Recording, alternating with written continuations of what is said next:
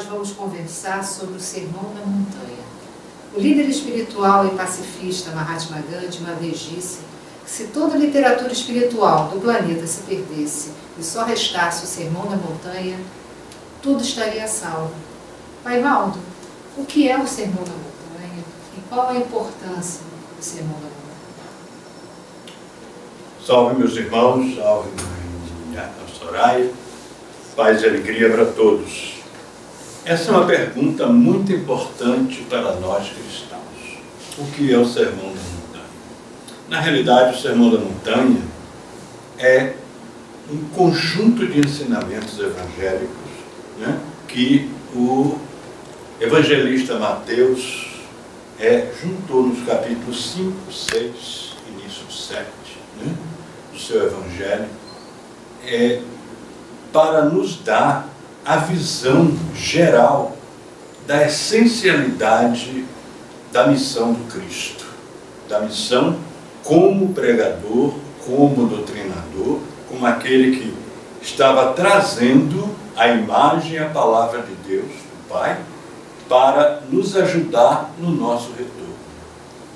Ora, vejam bem, meus irmãos, a coisa mais importante na vida da gente, a busca essencial, se perguntarmos à humanidade o que você mais quer, se a resposta vier de dentro, for verdadeira, tranquilamente vai ser feliz. O que é a felicidade? Esse aqui é o grande problema. E Jesus vem nos responder, vem abrir a esse questionamento a revelação da imortalidade, a revelação da verdade, a revelação de Deus. Seja sobre o aspecto psicológico, sobre o aspecto pedagógico, porque nós sabemos que ser bem-aventurado é ser feliz. O nome já diz bem-aventurado, aquele que tem uma aventura espiritual bem-sucedida, uma aventura de vida bem-sucedida, e que lhe dá estabilidade, segurança, paz. O Sermão da Montanha é chamado assim Sermão da Montanha, porque, de acordo com o evangelista Mateus, é um sermão que foi proferido a uma grande multidão numa montanha. Então, daí se fixou este grande sermão como Sermão da Montanha. A exegese bíblica hoje comprova e nos ensina que, na realidade, esse Sermão da Montanha, que pode ter existido, né, em termos históricos, mas que, na verdade, não se compõe de toda aquela gama de ensinamentos. No fundo, Mateus juntou todas as pregações, ou a maioria, as pregações de Jesus, que se fundamentavam precisamente na essência do Evangelho. Ou seja, seja feliz.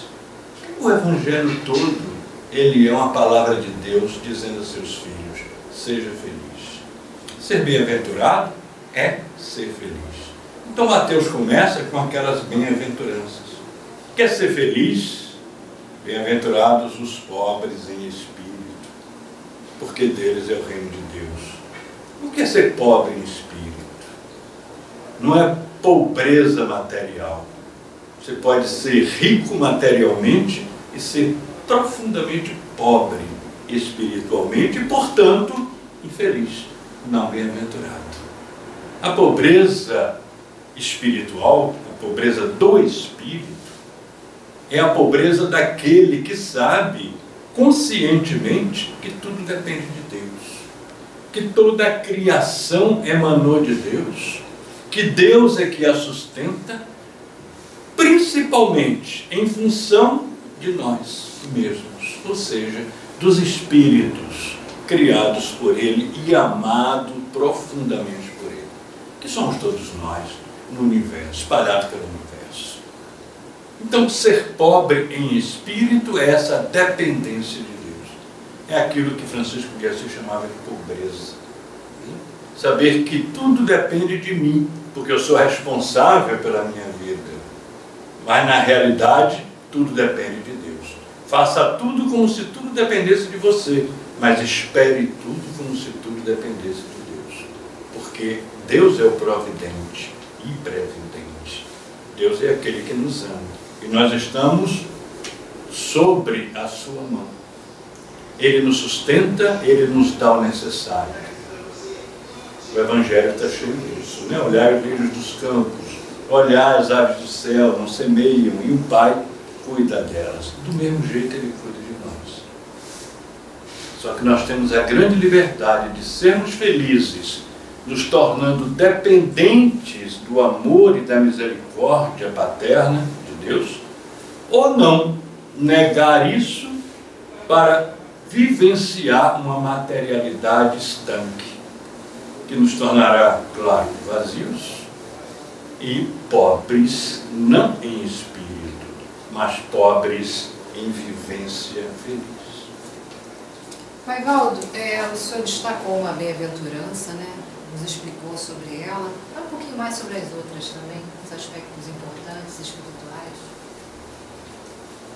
Muito bem, vale a pena a gente refletir sobre isso, porque todas as religiões estão em volta disso.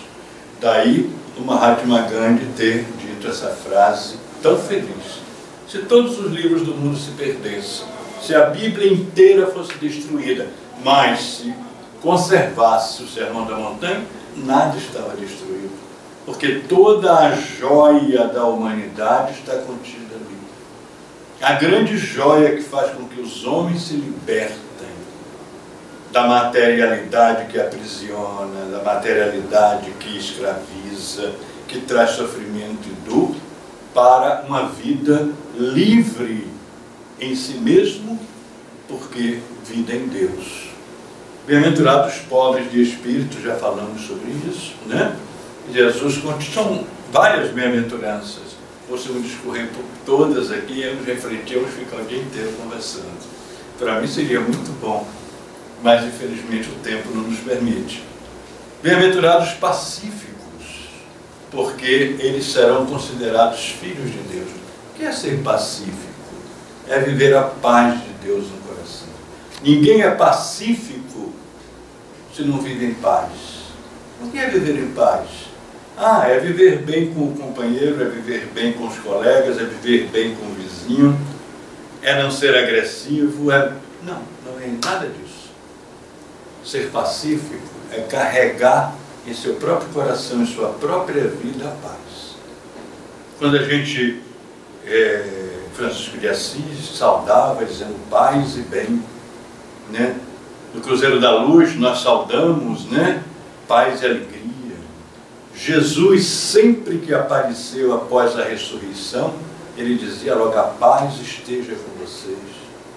Aí a gente pergunta, o que é a paz? É não ter guerra?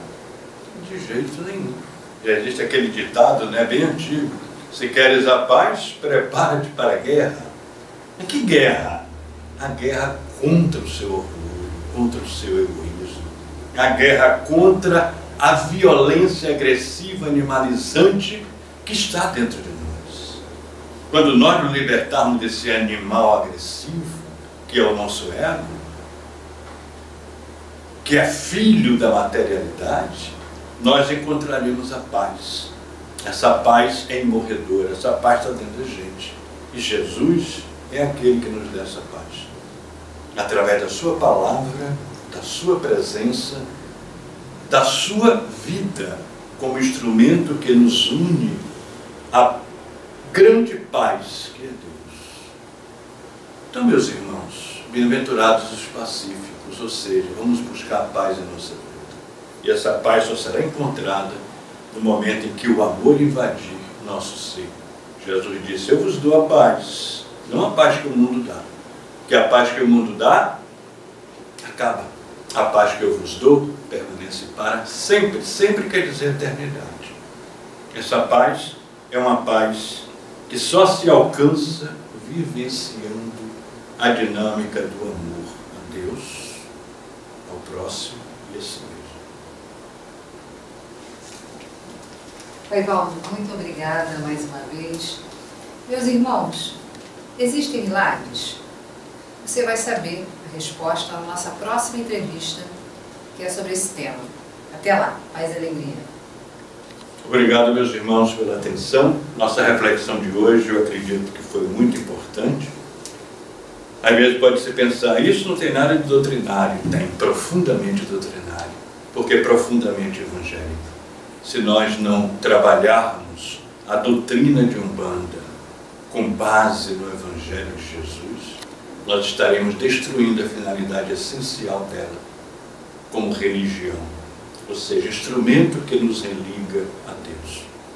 Volto a lembrar do Caboclo das Sete Cruzilhadas ao fundar a Umbanda. Vim fundar uma nova religião, cuja base é o Evangelho e o mentor maior, Jesus Cristo. Por isso, meus irmãos, não dá para falar em doutrina umbandista sem falar em Jesus.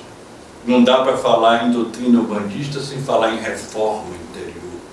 Não dá para falar em doutrina umbandista sem falar em instrumento, igreja, religião, templo, que nos ajude a nos religarmos a Deus através da experiência conosco mesmos e com nossos irmãos. Paz e alegria para todos.